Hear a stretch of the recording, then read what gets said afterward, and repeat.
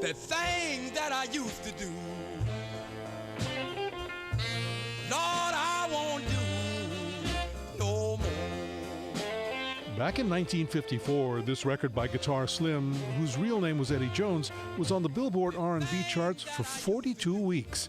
Here in Los Angeles, stores including the Flash Record Shops, Dolphins of Hollywood, which was actually in South Los Angeles, and Wallach's Music City, which really was in Hollywood at Sunset and Vine, had a hard time keeping the record in stock.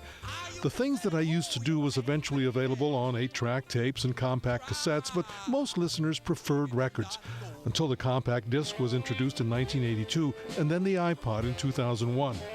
Today, the iTunes Music Store sells 16 million digital downloads every day, making it the biggest music store in the history of the world.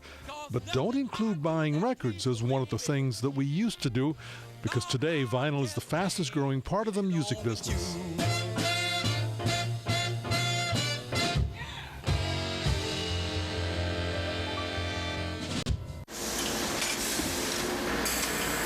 This is Bill Smith Custom Records in El Segundo. When the pressing machines are running full tilt, and they always are, thousands of records roll out of here every day. Cromwell is a Los Angeles rock band that recorded at the Infrasonic studios near downtown Los Angeles. Getting a band's music ready to make a vinyl record requires the artistry of Pete Lyman. He's the chief engineer at Infrasonic Mastering. He uses equipment from the best of both worlds, digital as well as analog, along with years of experience and a little artistic voodoo to cut a master. After analyzing the music he'll be working with, mastering begins with an aluminum disc coated with lacquer. Pete puts it onto the turntable of his vintage Scully lathe, one of only 2 in the United States, and begins to cut the grooves that'll become the record. We're cutting a 7-inch lacquer for a 45. We use a 10-inch disc because that provides some handling space on the sides at the plant. Right in the middle of that cutting head is a tiny vibrating sapphire stylus that's heated so that it can cut the groove into the lacquer surface of the disc as it spins. Here's an electronic microscope's freeze frame look inside a groove magnified 1,000 times. On a turntable, all those squiggles are turned into music. We're really busy. I mean, we're cutting every day, all day. A lot of people think I just sit here at this desk and you're not moving around much, but it really is a demanding job. It's exhausting. People ask me what kind of music you listen to. So my general, answer usually these days is NPR, talk radio. I listen to music all day. So when I'm outside of work, and I love music. I grew up playing in bands, and this is my life. But sometimes I need a break from it. When Pete's finished cutting the master, he uses a sharp metal stylus to write a number into the dead wax to identify the master for the record company and the pressing plant. Dead wax is the blank space between where the music ends and where the label begins. There can be interesting and sometimes mysterious things to discover in the dead wax.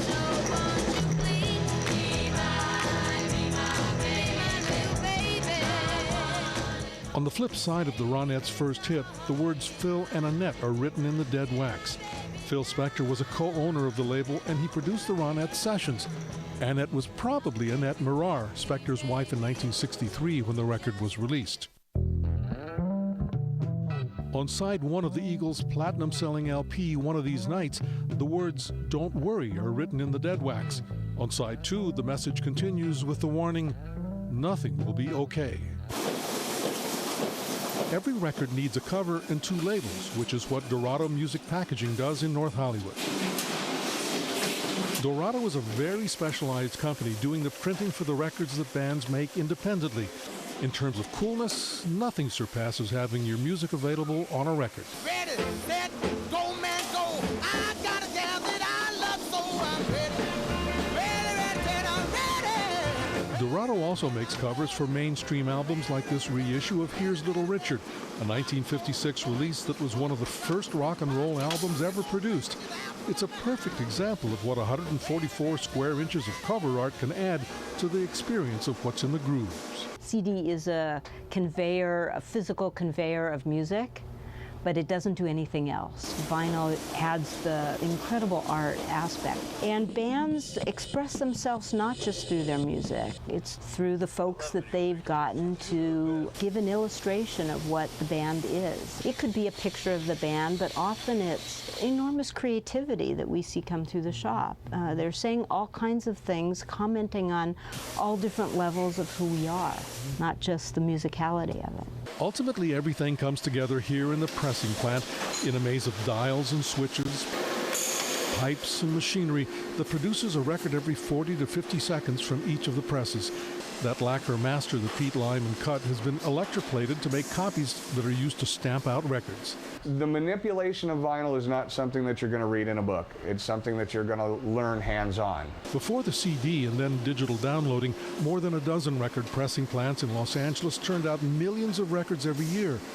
Bill Smith Custom Records survived by specializing. My dad, when we set this up, always said, take care of the little guy because they will always return. A band or an independent record company that wants 500 copies of a one-sided 12-inch record or 1,000 copies of a 7-inch 33 RPM record packaged as a 2-record set into a gatefold cover can get exactly what they want here.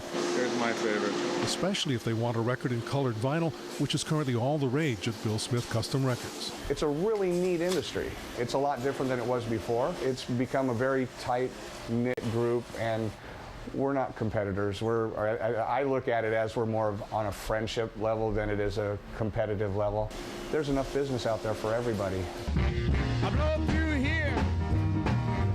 Music goes down and around. Oh, oh, oh, oh, and it comes out here. Vinyl's here to stay. They've tried many times to push it to the wayside, but we've survived.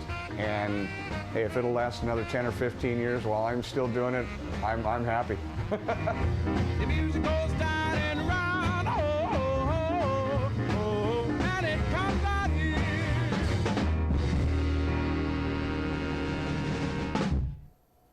The music was Paul Gayton. The record, well, it's from about 1952. This is a copy of B.B. King's You Upset Me, Baby. The question is, how many grooves are there on a 10-inch 78 RPM record? Think about it. How many grooves? Only one. Starts right about there and ends right about there. We'll be back in about 2 minutes with more. Get a napkin ready.